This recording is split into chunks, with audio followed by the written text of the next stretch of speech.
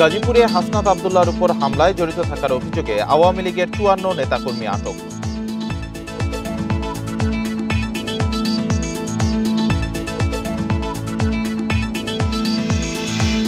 চিন্ময় দাসকে গ্রেপ্তার দেখানোর আদেশ আদালতের। চট্টগ্রামে আইনজীবী আলিফ হত্যা মামলা।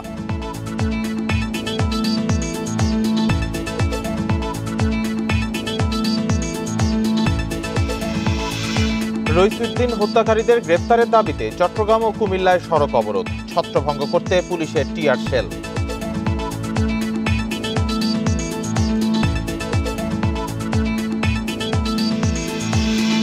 এবার দিনের ভোট রাতে হওয়ার সুযোগ নেই ময়মনসিংহে সিইসি।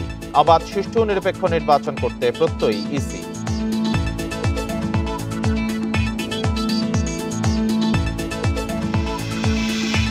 ব্রাহ্মণবাড়িয়ার কসবা সীমান্তে বিএসএফ এর গুলিতে ২ জন গুলিবিদ্ধ। চিকিৎসাধীন এক বাংলাদেশি নিহত।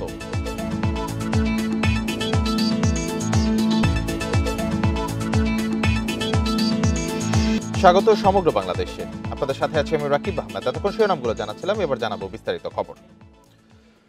গাজীপুরে এনসিপি নেতা হাসনাত আব্দুল্লাহর উপর হামলার ঘটনায় ৫৪ জনকে আটক করা হয়েছে। রোববার রাতে নগরীর চান্দনা চৌরাস্তা সহ বিভিন্ন এলাকা থেকে তাদের আটক করা হয়। এর আগে রোববার সন্ধ্যায় চান্দনা চৌরাস্তায় এনসিপির দক্ষিণাঞ্চলের মুখ্য সমন্বয়ক হাসনাতের গাড়িতে হামলা চালালে তিনি আহত হন। প্রতিবাদে তাৎক্ষণিক বিক্ষোভ মিছিল করে এনসিপির স্থানীয় নেতাকর্মীরা। পুলিশ জানিয়েছে, রোববার সন্ধ্যায় বাসন এলাকায় হাসনাত আব্দুল্লাহর গাড়িতে ১০ থেকে ১২ জন সন্ত্রাসী হামলা চালায়। এ সময় গাড়ির কাঁচ ভেঙে তার হাত কেটে যায়। খবর পেয়ে ঘটনাস্থলে যায় পুলিশ। সিসিটিভি ফুটেজ দেখে হামলাকারীদের ধরতে অভিযান চলছে।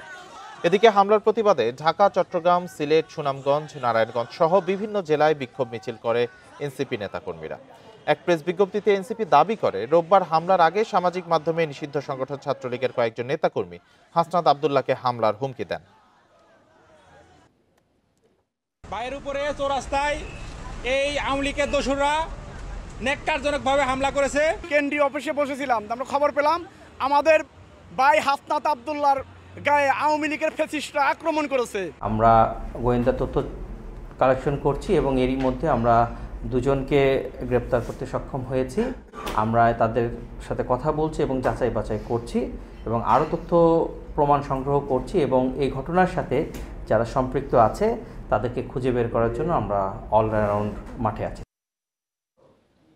এ নিয়ে আরো তথ্য জানাতে গাজীপুর থেকে যোগ দিয়েছেন সহকর্মী আবুল হাসান। আবুল হাসান, হামলায় সরাসরি যারা জড়িত অর্থাৎ সিসিটিভি ফুটেজে যাদের ফুটেজ পাওয়া গেছে তাদেরকে গ্রেপ্তার করা সম্ভব হয়েছে কিনা?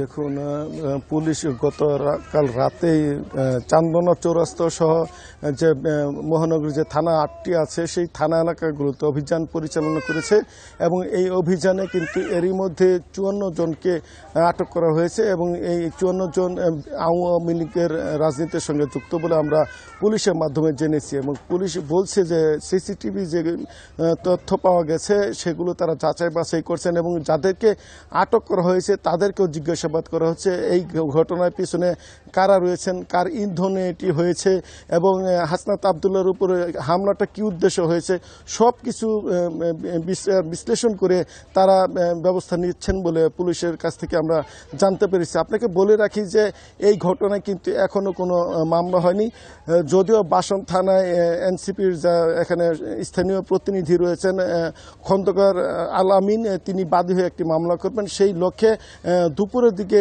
একটি প্রতিনিধি দল কিন্তু বাসন থানায় এসে অবস্থান নিয়েছেন এবং তারা সেখানকার ওসি সহ পুলিশের ঊর্ধ্বতন কর্মকর্তা রয়েছেন তাদের সঙ্গে বিভিন্ন বিষয় নিয়ে আলাপ আলোচনা করছেন। মামলার যে ধারা রয়েছে সেই ধারার ব্যাপারে কথা বলছেন এবং এনসিপির যারা শীর্ষ নেতা রয়েছে তাদের সঙ্গে তারা যোগাযোগ করছেন কিভাবে মামলাটি দেওয়া যায়, কি গ্রাউন্ডে দেওয়া যায়, সব বিষয় নিয়ে তারা কিন্তু আলাপ আলোচনা করছেন। আমরা যতদূর খবর নিয়ে জেনেছি এখন পর্যন্ত সেই মামলাটি হয়নি, কিছুক্ষণ পরে হয়তো এই মামলাটি দায়ের করা করা হবে এবং তখন আমরা আপনাদেরকে জানাতে পারবো যে কিভাবে এই মামলাটি দায়ের করা হয়েছে এবং কতজনকে আসামি করা হয়েছে, সব বিষয়ে আসলে তখন জানা যাবে। এখন সেখানে বাসন থানায় কিন্তু যারা স্থানীয় যে এনসিপির কর্মকর্তা তারা অবস্থান করছেন এবং মামলা দায়ের হলে আমরা কিন্তু পরবর্তীতে আপনাদের জানাতে পারবো। আপনাকে বলে রাখি যে গতকাল সন্ধ্যায় হাসনাত আবদুল্লাহর গাড়ি বহর চান্দনা চৌরাস্তা অতিক্রম করাকালে সেখানে কিন্তু 10 থেকে 12 জন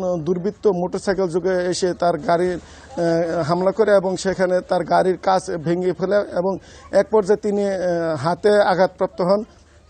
পরবর্তীতে হাসনাত আবদুল্লাহ কিন্তু সেই স্থান দ্রুত ত্যাগ করে আইইউটির সামনে অবস্থান নেন এবং সেখানে কিছুক্ষণ থেকে তিনি কিন্তু পুলিশের নিরাপত্তা নিয়ে ঢাকার উদ্দেশ্যে রওনা দেন বলে আমরা জেনেছি। এবং এই ঘটনার প্রতিবাদে কিন্তু এনসিপি সহ ইসলামী ছাত্র শিবিরের নেতাকর্মীরা গতকালও বিভিন্ন জায়গায় কিন্তু বিক্ষোভ মিছিল করেছে এবং তারা বলছে যে এই ঘটনার জন্য আওয়ামী লীগ এবং নিষিদ্ধ সংগঠন ছাত্রলীগের নেতাকর্মীরা দায়ী এবং তারা তাদের দৃষ্টান্তমূলক শাস্তি দাবি করেছেন এবং দ্রুত যারা অপরাধী তাদেরকে আইনের আওতায় আনার জন্য আলটিমেটাম দিয়েছেন এবং পুলিশের সঙ্গে তারা কিন্তু দফায় দফায় কথা বলে যাচ্ছেন যাতে দ্রুত এই আসামিদেরকে গ্রেপ্তার করা হয়।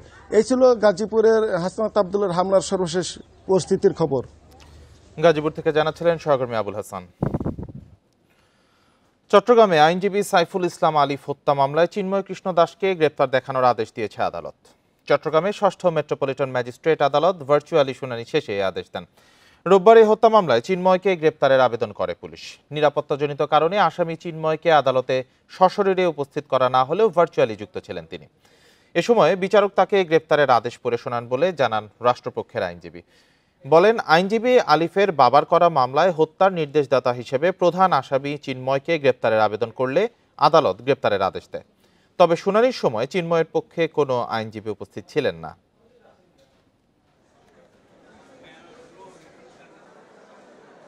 আসামি যাকে গ্রেপ্তার করা হয় তাকে সশরীরে হাজির করা হয় নাই, কারণ তার নিরাপত্তা সার্বিক পরিস্থিতি বিবেচনায় তাকে জেলারের মাধ্যমে ভার্চুয়ালি সংযুক্ত করা হয়।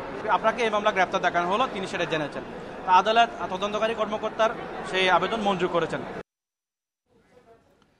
সুন্নি আলেম মাওলানা মোহাম্মদ রইসউদ্দিনকে হত্যার ঘটনায় জড়িতদের গ্রেপ্তার দাবিতে চট্টগ্রাম ও কুমিল্লায় সড়ক অবরোধ করে বিক্ষোভ করেছে আহলে সুন্নাত ওয়াল জামাত। দুপুরে চট্টগ্রামের মুরাদপুরে সুন্নিয়া মাদ্রাসা এলাকায় পুলিশের সাথে বিক্ষোভকারীদের পাল্টাপাল্টি ধাওয়া হয়। এতে আহত হন 3 জন, আটক করা হয় 16 জনকে। এর আগে সকালে বিভিন্ন সড়ক অবরোধ করে বিক্ষোভ করে আহলে সুন্নাত ওয়াল জামাত। নগরীর পাশাপাশি চট্টগ্রাম কক্সবাজার মহাসড়কও অবরোধ করে তারা। তাদের ছত্রভঙ্গ করতে মুরাদপুর ও বন্দর এলাকায় টিয়ার শেল নিক্ষেপ করে পুলিশ। সড়ক অবরোধের কারণে ভোগান্তিতে পড়েন সাধারণ মানুষ। এদিকে কুমিল্লাতেও সকালে ঢাকা চট্টগ্রাম মহাসড়ক অবরোধ করে বিক্ষোভ মিছিল ও সমাবেশ হয়। এ সময় মহাসড়কের 2 লেনে দীর্ঘ যানজট দেখা দেয়। ভোগান্তিতে পড়েন যাত্রী ও চালকেরা।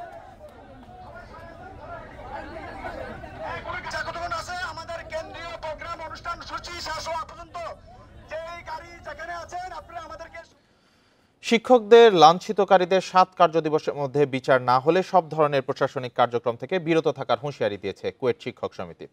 বেলা 11:30টায় খুলনা প্রকৌশল ও প্রযুক্তি বিশ্ববিদ্যালয়ের মিলনায়তনে শিক্ষক সমিতির সাধারণ সভায় এই সিদ্ধান্ত নেওয়া হয়। এছাড়া কুয়েট নিয়ে সামাজিক যোগাযোগ মাধ্যমে অপপ্রচারকারীদের শাস্তির দাবি জানান। দ্বিতীয় দিনের মতো একাডেমিক কার্যক্রমে অংশ নেননি শিক্ষকরা। বন্ধ রয়েছে সকল ক্লাস পরীক্ষা।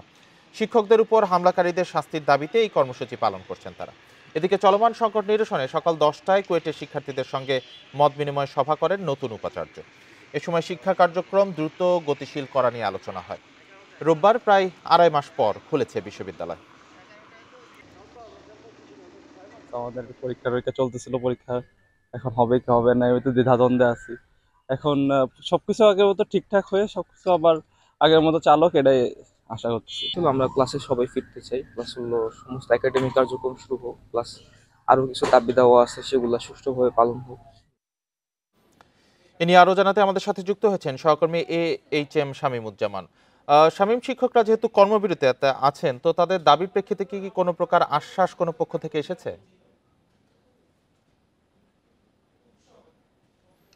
না, এখনো পর্যন্ত আসলে আশ্বাসের বিষয়ে আমরা কিছুই জানতে পারিনি।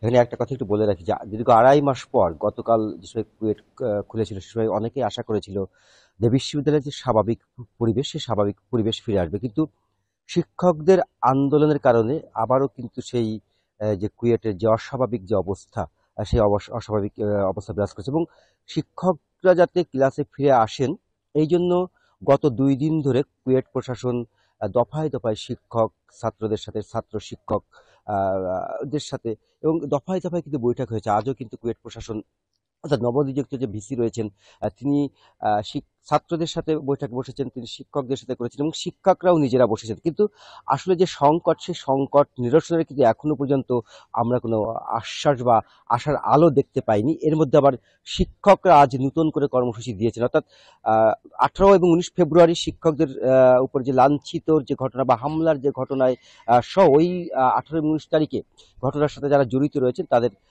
শাস্তির দাবি জানিয়েছেন এবং সময়সীমা বেঁধে দিয়েছেন। অর্থাৎ আগামী 7 কার্য দিবসের মধ্যে যদি দোষীরাদের শাস্তি দেওয়া না হয় তাহলে শিক্ষকরা একাডেমিক কার্যক্রম এর পাশাপাশি প্রশাসনিক কার্যক্রম থেকেও তারা বিরত থাকবে। অর্থাৎ শিক্ষকদের এই যে নতুন কর্মসূচি, এতে কিন্তু কুয়েটের যে সংকট, সেই সংকটটা কিন্তু আরো তীব্র দিকে যাচ্ছে। অর্থাৎ এখনো পর্যন্ত কিন্তু আমরা বলতে পারছি না যে কোন দিকে যাবে। তবে সংকট নিরসনের জন্য কিন্তু কুয়েট প্রশাসন চেষ্টা করছেন। এখনো পর্যন্ত কিন্তু শিক্ষকদের সাথে একটা বৈঠক চলছে কুয়েট প্রশাসনের সাথে এবং আমরা কথা বলেছি, কুয়েট প্রশাসনের সাথে কথা বলেছি, তারা কিন্তু বলছেন যে তারা চেষ্টা করছেন এবং যত দ্রুত সম্ভব সংকট নিরসন যাতে করা যায় সেই চেষ্টাও করছেন। তবে আমরা শিক্ষকদের সাথে কথা বলেছি, তারাও কিন্তু বলছেন যে সংকট নিরসনের বিষয়ে তারা আন্তরিক। ছাত্ররাও কিন্তু একই কথা বলছেন, কিন্তু সমস্যা হচ্ছে যে দাবিগুলো রয়েছে সেই দাবি পূরণের বিষয়ে সেটা কতটুকু পূরণ করবে প্রশাসন, কোন দিকে যাবে, সেই বিষয়গুলো অনেক কিছুই নির্ভর করছে। তবে আসলে এখনো পর্যন্ত আমরা স্পষ্ট করে আসলে বলতে পারছি না কত দ্রুত সংকট নিরসন হবে। তবে সংকট নিরসনের জন্য সব পক্ষই আন্তরিক বলে কিন্তু আমাদেরকে জানাচ্ছেন। আমাদের হয়তো আগামীকাল পর্যন্ত অপেক্ষা করতে হবে যে আসলে কত দ্রুত সংকট নিরসন হবে বা কোনভাবে সংকটটি নিরসন হবে। তো এই ছিল আমার কাছে সর্বশেষ তথ্য। কুয়েটে অচলাবস্থা নিয়ে কুয়েট থেকে জানাচ্ছিলেন সহকর্মী শামীমুজ্জামান। এবার আর দিনের ভোট রাতে হওয়ার কোনো সুযোগ নেই বলে মন্তব্য করেছেন প্রধান নির্বাচন কমিশনার এএমএম নাসির উদ্দিন। একটি অবাধ, সুষ্ঠু, নিরপেক্ষ, সুন্দর নির্বাচন করতে নির্বাচন কমিশন প্রতিজ্ঞাবদ্ধ বলে জানিয়েছেন তিনি। সকালে ময়মনসিংহ অঞ্চলের নির্বাচন কর্মকর্তাদের সাথে মত বিনিময় সভায় এসব কথা বলেন সিইসি। ভোটার তালিকা হালনাগাদ ও ত্রয়োদশ জাতীয় সংসদ নির্বাচন উপলক্ষে সিটি কর্পোরেশনের শহীদ শাহাবুদ্দিন মিলনায়তনে এ মত বিনিময় সভা আয়োজন করা হয়। এ সময় সিইসি জানান, বর্তমান নির্বাচন কমিশন সম্পূর্ণ নিরপেক্ষ, আইন কানুন মেনে নির্বাচন পরিচালনা করা হবে বলেও জানান এএমএম নাসির উদ্দিন।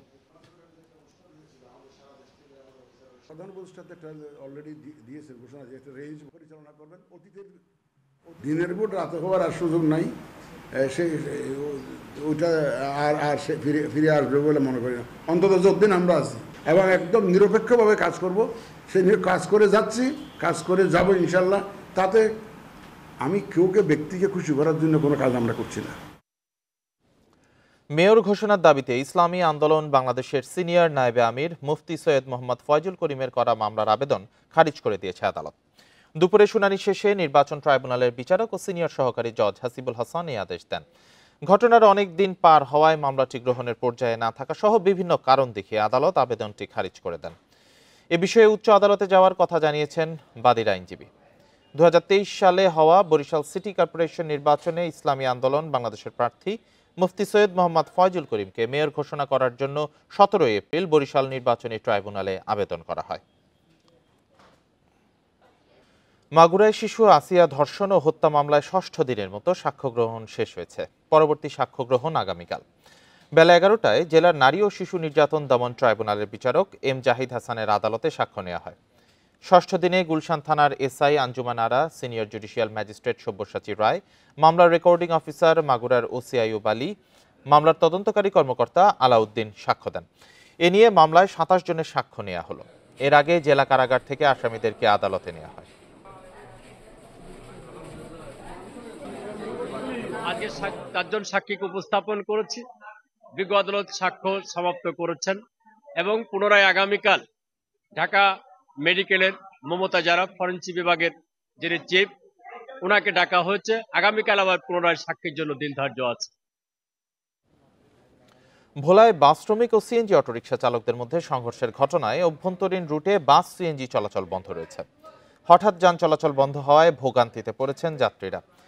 বাস মালিক সমিতির যুগ্ম সাধারণ সম্পাদক মুন্তাসির আলম রবিন চৌধুরী জানান, ভোলার আঞ্চলিক মহাসড়কে অবৈধভাবে সিএনজি অটোরিকশা ও 3 হুইলার চলছে। এসব যানবাহনের চালকরা প্রায়ই বাস শ্রমিকদের উপর হামলা চালায়। অবৈধ যান চলাচল বন্ধ না হওয়া পর্যন্ত ধর্মঘট চালিয়ে যাওয়ার কথা জানিয়েছেন তিনি। এদিকে অটোরিকশা হালকা যান শ্রমিক ফেডারেশন জানিয়েছে, বাস শ্রমিকরা তাদের 5টি সিএনজি আটকে রাখার প্রতিবাদে তারাও সিএনজি চলাচল বন্ধ রেখেছেন।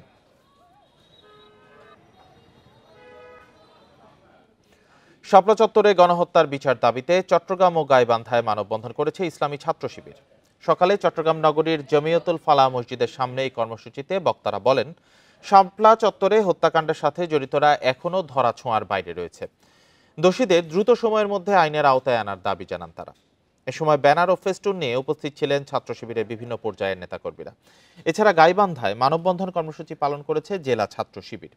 সকালে শহরের ডিবি রোডে এই কর্মসূচি পালন করা হয়।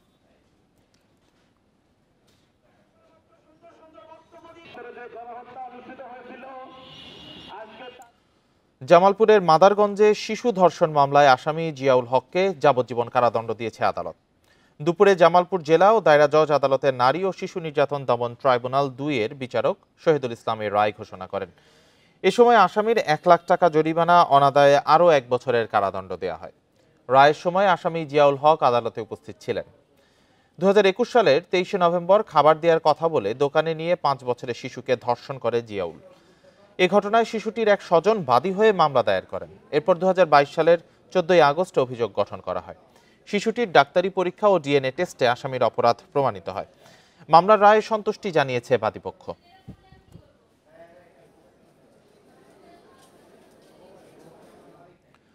লক্ষ্মীপুর থেকে অপহৃত স্কুল ছাত্রী হুমায়রা আক্তার সামিয়াকে ঢাকার আশুলিয়া থেকে উদ্ধার করা হয়েছে।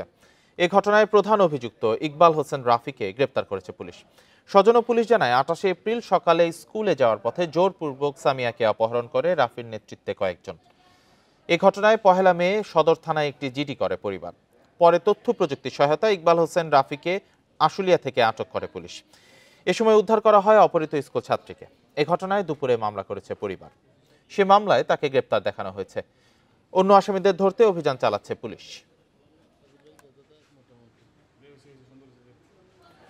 পুলিশের লুট হওয়া অস্ত্রে বিভিন্ন অপরাধ সংঘটিত হওয়ায় উদ্বেগে নারায়ণগঞ্জবাসী। গত বৃহস্পতিবার ফতুল্লায় এক ব্যবসায়ীকে গুলিতে ব্যবহার করা হয় থানার লুটের অস্ত্র। 3 মাসে জেলায় দুর্বৃত্তের গুলিতে নিহত 3 জন, বিভিন্ন সংঘর্ষে গুলিবিদ্ধ অর্ধ শতাধিক। 5 আগস্ট জেলার 2টি থানা ও রাইফেল ক্লাব থেকে মোট 153টি অস্ত্র খোয়া যায়, যার মধ্যে উদ্ধার হয়েছে 111টি। অস্ত্র উদ্ধারে সেনাবাহিনী সহ বিভিন্ন বাহিনীর তৎপরতা চলছে, জানিয়েছে পুলিশ। গত 1 মে ফতুল্লার পাগলা বাজারে জাহিদুল ইসলাম নান্টু নামের এক ব্যবসায়ীকে লক্ষ্য করে মোটরসাইকেল থেকে গুলি করে দুর্বৃত্তরা। গুলিবিদ্ধ জাহিদুলকে ঢাকা মেডিকেলে ভর্তি করা হয়। পুলিশের খোয়া যাওয়া অস্ত্রের গুলিতে তিনি আহত হন বলে নিশ্চিত করেছে পুলিশ। গত ফেব্রুয়ারিতে ফতুল্লায় স্বেচ্ছাসেবক দলের নেতা মামুন হোসেনকে গুলি করে হত্যা করে দুর্বৃত্তরা। 19 মার্চ রূপগঞ্জের চনপাড়ায় গুলিতে নিহত হন যুবদল কর্মী হাসিব। আর 31 মার্চ কাশীপুরে পাভেল নামের এক যুবককে গুলি করে হত্যা করেছে প্রতিবেশী। গত 3 মাসে সিদ্ধিরগঞ্জ রূপগঞ্জের সংঘর্ষে গুলিবিদ্ধ অর্ধ শতাধিক। অহরহ আগ্নেয়াস্ত্রের ব্যবহারে উদ্বেগ এলাকাবাসী। কই তোর পানি খাওয়াইতেছি, ওই আস্তে আস্তেই আমার বুকের মধ্যে ঠেকায় গুলি করে দিল। তো আমি জিগেলাম কে কে আসিল, বললো জুবাইর আসিল, মৃদুল আসিল, তারপরে সে গিয়ে আলী রয়েল। আমার ভাই এটা স্পষ্ট নাম কয়ে গেছে। যারা যারা জড়িত এখন আমি ফাঁসি চাই, আর কিছু চাই না। অবৈধ অস্ত্রের ব্যবহারে শঙ্কিত নগরবাসী। নিরাপত্তা নিশ্চিতে প্রশাসনকে আরও সক্রিয় হওয়ার তাগিদ তাদের। দিনে দুপুরের হরহামেশাই আসলে এখানে ছিনতাইয়ের মতো কিংবা খুনের মতো ঘটনাও ঘটছে। পুলিশ জানিয়েছে, ক্ষমতাচ্যুত দলের কর্মীদের হাতে থাকা অবৈধ অস্ত্র এখনো পুরোপুরি উদ্ধার হয়নি। লুট হওয়া ও অবৈধ অস্ত্র উদ্ধারে সর্বোচ্চ গুরুত্ব দিয়ে অভিযান চলমান আছে, জানালেন জেলা প্রশাসক। যে অবৈধ অস্ত্রগুলো কিভাবে উদ্ধার করা যায় সেই লক্ষ্যে কাজ করে যাচ্ছি। আমাদের র্যাব, পুলিশ সহ অন্যান্য সংস্থাগুলো এবং বিশেষ করে ইন্টেলিজেন্সকে আমরা কাজে লাগাচ্ছি কিভাবে আমরা এই অস্ত্রগুলো উদ্ধার করি। 5ই আগস্টের আগে এই শহরে কিভাবে অবৈধ অস্ত্রের প্রদর্শনী করেছে একটা ক্ষমতাসীন দল যারা ছিল তাদের লোকজন, সেসব অস্ত্রগুলো যে আমরা সব উদ্ধার করতে পেরেছি তা না, সে অস্ত্রগুলো এখনো শহরে আছে। সন্দেহভাজন অবৈধ অস্ত্র ব্যবহারকারীদের নজরদারিতে রাখা হয়েছে, বলছে আইনশৃঙ্খলা বাহিনী। Independent news. ব্রাহ্মণবাড়িয়ার কসবা সীমান্তে ভারতীয় সীমান্তরক্ষী বাহিনী বিএসএফ এর গুলিতে এক বাংলাদেশি যুবক নিহত হয়েছেন। সকালে কুমিল্লা মেডিকেল কলেজ হাসপাতালে চিকিৎসাধীন অবস্থায় মৃত্যু হয় মোহাম্মদ সাকিবের। এর আগে রোববার রাতে উপজেলার বাইক ইউনিয়নের মাদলা সীমান্তে যায় সাকিব। এ সময় বিএসএফ এর সদস্যরা তাকে লক্ষ্য করে গুলি ছোঁড়ে। এতে সাকিব ও ভারতীয় নাগরিক সুজন বর্মন গুলিবিদ্ধ হয়। গুরুতর অবস্থায় সাকিবকে উদ্ধার করে কুমিল্লা মেডিকেলে ভর্তি করা হয়। সেখানে চিকিৎসাধীন অবস্থায় মারা যায় সাকিব। স্বজনরা বলছেন সীমান্ত এলাকায় কাজে গিয়েছিল সে, তবে প্রশাসন বলছে দুজনেই চোরা কারবারির সাথে জড়িত।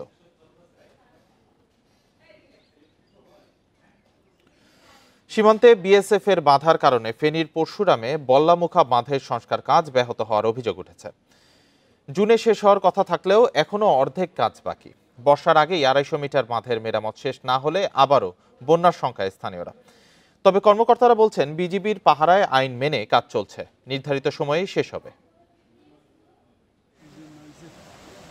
গত আগস্টের ফেনীর পরশুরাম সীমান্তের শূন্য রেখায় ভারতীয় অংশে বল্লামুখা বাঁধ কেটে দেয় বিএসএফ। সৃষ্টি হয় ভয়াবহ বন্যার। পানিবন্দী হয়ে পড়েন ফেনী ও আশেপাশের কয়েকটি উপজেলার লাখো মানুষ। বন্যার 6 মাস পর পানি উন্নয়ন বোর্ড বাংলাদেশ অংশে বাঁধ সংস্কার শুরু করে। তবে প্রথম দিকে বিএসএফ বাধা দিলে পরে বিজিবির হস্তক্ষেপে কাজ শুরু হয়। তাদের পাহারায় ধীরগতিতে চলছে কাজ। এখন পর্যন্ত অগ্রগতি 50%। কিছুদিন পরে বন্যা আসবে, আবার আমরা প্লাবিত হয়ে যাব। এর জন্য আমরা দ্রুত কাজ মেরামত নির্মাণ চাই। কিছু অংশ দর্শকদের ভিতরে পড়ছে আর কি, ওইখানে বিএসএফ বাধা দিছিল, যদিও পরে আমাদের বিডিআর সেটা মানে নাই, কাজ করতে বলছে। 3 দিন নাকি কাজ বন্ধ রাখবে, আমাদের বিজিবি বলছে না, আমরা কাজ চলমান থাকবে, কাজ চলতেছে। আমাকে বলছে দেখো তোমরা কাজ চালাও। যৌথ নদী কমিশনের আওতায় এই বাঁধের কাজ চলছে। নির্দিষ্ট সময়ে সংস্কার শেষ করার আশা পানি উন্নয়ন বোর্ডের। কাজের কিছু অংশ নোম্যান্সল্যান্ডের মধ্যে পড়েছে, সেটা বিজিবি বিএসএফ চ্যানেলে যোগাযোগ, যৌথ নদী কমিশনের মাধ্যমে যোগাযোগের মাধ্যমে ওখানে ওই জটিলতা পরিহার করে খুব যথাসময়ে এই কাজ সম্পন্ন করা যাবে। উপজেলা নির্বাহী কর্মকর্তা জানান, আন্তর্জাতিক সীমানা আইন মেনেই বাঁধ নির্মাণ করা হচ্ছে। এতে বিএসএফ বাধা দেওয়ার কোনো এখতিয়ার নেই। যে জায়গায় আপনার পানি উন্নয়ন বোর্ড কাজ করছে এটা আমাদের বাংলাদেশের সীমান্তের মধ্যে, এখানে বিএসএফ এর সরাসরি করা বাধা দেওয়ার কোনো আইনগত সুযোগ নেই। মুহুরীর কহুয়া সিলোনিয়া নদীতে 122 কিলোমিটার বন্যা নিয়ন্ত্রণ বাঁধের 102টি স্থানে মেরামতের খরচ ধরা হয়েছে 20 কোটি 68 লাখ টাকা। Independent news. 3 বছর পেরিয়ে গেলেও এখনো নির্মাণ কাজ শুরু হয়নি জামালপুরের দেওয়ানগঞ্জ রেল স্টেশনের মূল ভবনের। বাধ্য হয়েই কাজ চালিয়ে যেতে হচ্ছে ঝুঁকিপূর্ণ টিনের ঘরে।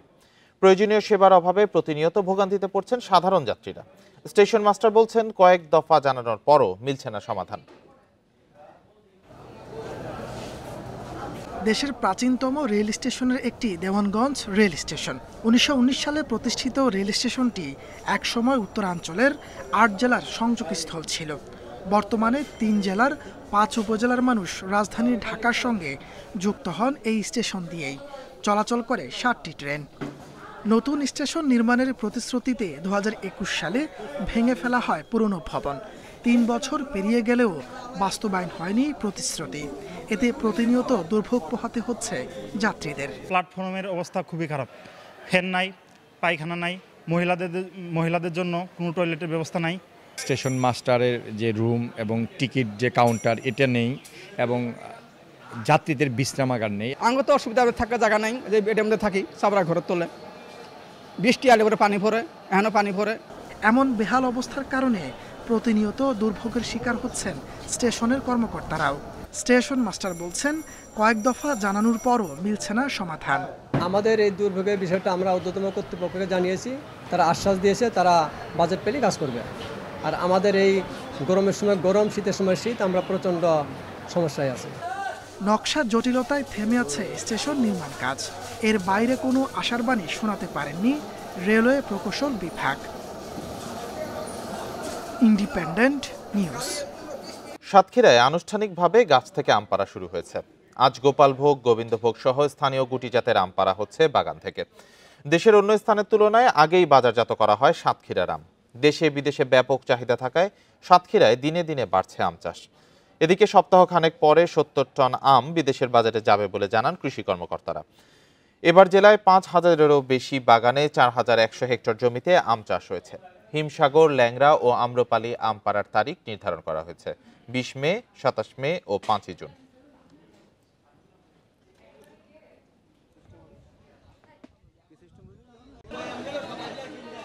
যারা চাষি আছেন তাদের জন্য আসলে একটা ঋণের ব্যবস্থা, কৃষি ঋণের ব্যবস্থা আছে কিনা আমি জানি না। যদি না থাকে এটা অবশ্যই আমরা প্রস্তাব করব। আমের ফলন এবং এটা কি করে সুন্দর করা যায় এই জন্য একটা গবেষণা কেন্দ্র স্থাপন করা খুবই জরুরি আমি মনে করি। লালমনিরহাট সদর উপজেলার বড়বাড়ি থেকে নিষিদ্ধ সংগঠন ছাত্রলীগের এক নেতাকে আটক করে পুলিশে দিয়েছে স্থানীয়রা। আটক রকনুজ্জামান রকন উপজেলার গোকুন্ডা ইউনিয়ন ছাত্রলীগের সহসভাপতি। স্থানীয়দের অভিযোগ, বিগত সরকারের আমলে এলাকার অনেককে নানানভাবে নির্যাতন করেছেন রকন। ৫ আগস্টের পর আত্মগোপনে থাকলেও রোববার রাতে তাকে এলাকায় দেখতে পেয়ে আটকের পর পুলিশে খবর দেয় স্থানীয়রা।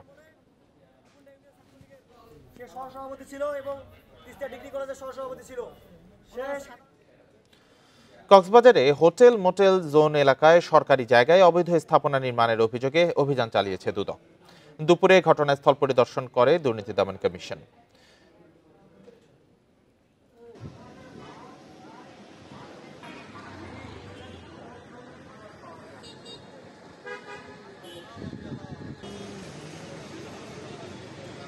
সরকারি খাস জমিতে যারা অবৈধ স্থাপনা নির্মাণ করছে তাদের বিরুদ্ধে আজকে দুদক সজাগা কক্সবাজার কর্তৃক একটা এনফোর্সমেন্ট অভিযান পরিচালিত হয়েছে।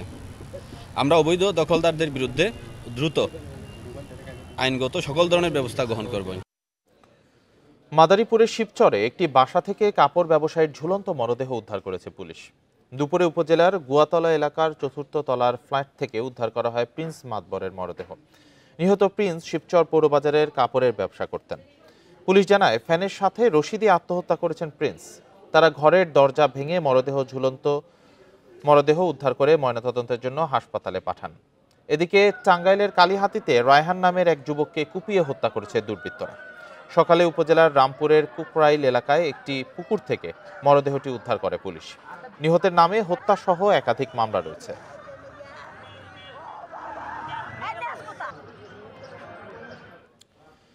জুলাই আগস্ট গণ অভ্যুত্থানে নিহত সিলেট জেলার শহীদ পরিবারের মাঝে আর্থিক সহায়তা প্রদান করেছে সিলেট জেলা পরিষদ। দুপুরে এক অনুষ্ঠানের মাধ্যমে 14টি শহীদ পরিবারকে এই সহায়তা প্রদান করা হয়।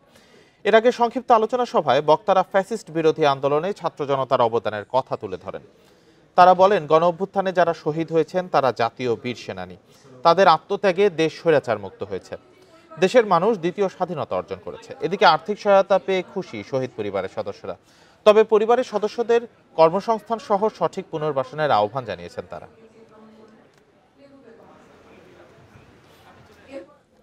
নারায়ণগঞ্জে অস্ত্রসহ 2 জনকে গ্রেপ্তার করেছে পুলিশ। রোববার রাত 3টায় সিদ্ধিরগঞ্জের নাসিক 8 নং ওয়ার্ডের থেকে তাদের গ্রেপ্তার করা হয়।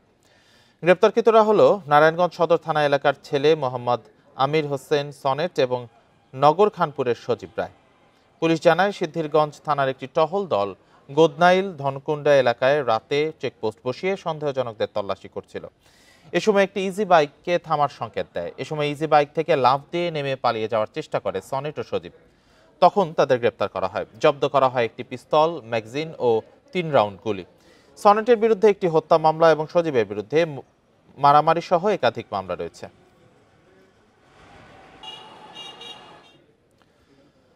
যানজটের ভোগান্তি কমাতে নীলফামারীতে বাইপাস সড়ক নির্মাণ হলেও সেটি হয়ে উঠেছে গলার কাঁটা। 7.74 কিলোমিটার অংশে 42টি বাঁক, এর মধ্যে 12টি অতি ঝুঁকিপূর্ণ। প্রায়ই ঘটছে দুর্ঘটনা। এ কারণে সড়কটি ব্যবহারে অনীহা চালক ও যাত্রীদের। তারা বলছেন, অপরিকল্পিতভাবে সড়ক নির্মাণের খেসারত দিচ্ছেন স্থানীয়রা। এদিকে নতুন করে সড়ক নির্মাণে গুরুত্ব দিচ্ছে সড়ক ও জনপথ বিভাগ। যানজট কমাতে 2020 সালে 23 কোটি টাকা ব্যয়ে নির্মাণ করা হয় সৈয়দপুর ডোমার মহাসড়কের প্রধান বাইপাস সড়ক। 7.74 কিলোমিটার সড়কে বাঁক 42টি, এর মধ্যে অতি ঝুঁকিপূর্ণ 12টি। এতগুলো বাঁক থাকায় সড়কটিতে ভারী যানবাহন নিয়ে যেতে চান না চালকরা। তাদের দাবি, অতিরিক্ত বাঁকের কারণেই প্রায়ই ঘটছে দুর্ঘটনা। বাইপাস সচরাচর ছোট হয় না, তুলনামূলক এই রাস্তাটা অনেক ছোট, আর এই রাস্তাটা অনেক টার্নিং বেশি। একটা ট্রাক যখন এই বাঁকগুলা ঘুরাবে তখন পিছনে আরও 50-100 ট্রাক দাঁড়ায় থাকে। বাইপাস সড়কটি খুব একটা কাজে না আসায় শহরের মূল সড়কে গাড়ির চাপ বেশি।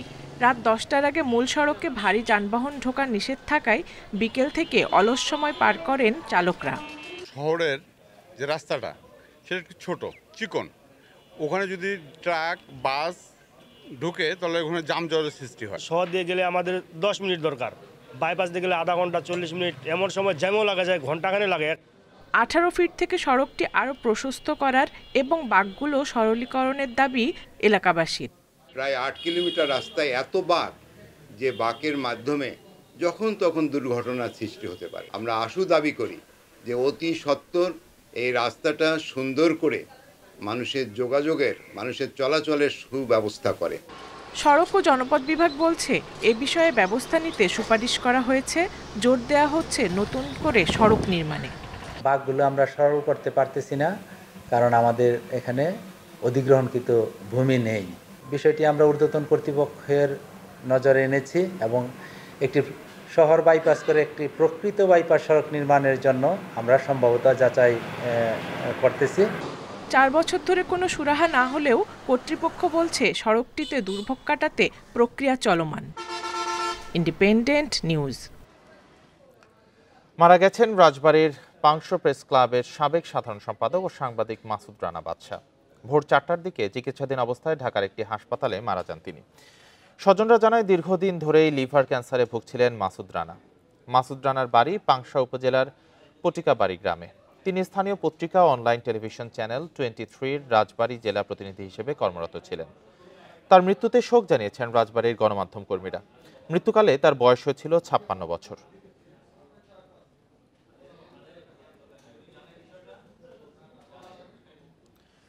বাংলাদেশ জুডিশিয়াল সার্ভিস বেতন স্কেলের আলোকে বেতন ভাতা নির্ধারণ ও স্বতন্ত্র নিয়োগ বিধি প্রণয়নের দাবিতে সারা দেশের বিচার বিভাগীয় কর্মচারীরা 2 ঘন্টা কর্মবিরতি পালন করেছেন। সকাল 10টা থেকে রংপুর জেলা দায়রা জজ ও মেট্রোপলিটন আদালত এলাকায় কর্মচারীরা মানববন্ধন ও সমাবেশ করেন। এ সময় 2 দফা দাবি তুলে ধরেন তারা। সুনামগঞ্জে কর্মবিরতি পালন করে আন্দোলনকারীরা দাবি না মানলে আরও কঠোর কর্মসূচির ঘোষণা দেন। এদিকে নাটোরে দাবি আদায়ে বিচারিক আদালতের কক্ষে তালা ঝুলিয়ে দেন আন্দোলনকারীরা। পরে আদালত ভবনের মূল ফটকের সামনে অবস্থান নেন তারা। এছাড়া বরিশাল, টাঙ্গাইল, নেত্রকোনা, গোপালগঞ্জ, বাগেরহাট, হবিগঞ্জ, জামালপুর, নড়াইলেও কর্মবিরতি পালন করেছেন বিচার বিভাগীয় কর্মচারী অ্যাসোসিয়েশনের কর্মীরা।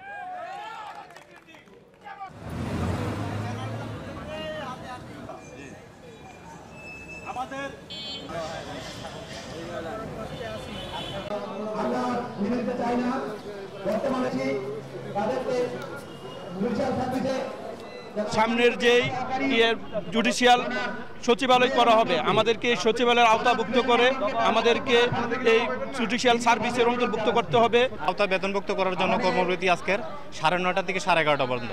আমাদের ন্যায্য দাবির জন্য আমরা আজ কর্মবিরতি করছি।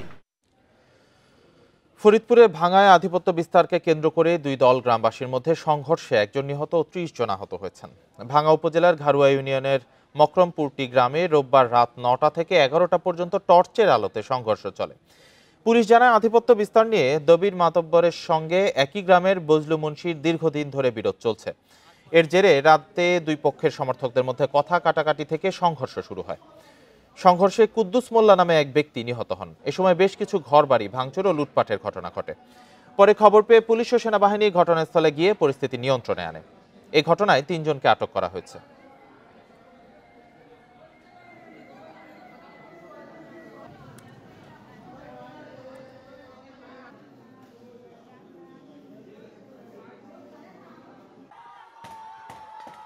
ইট ফিকতে ফিকতে 2 দল মুখোমুখি হয়ে যায়।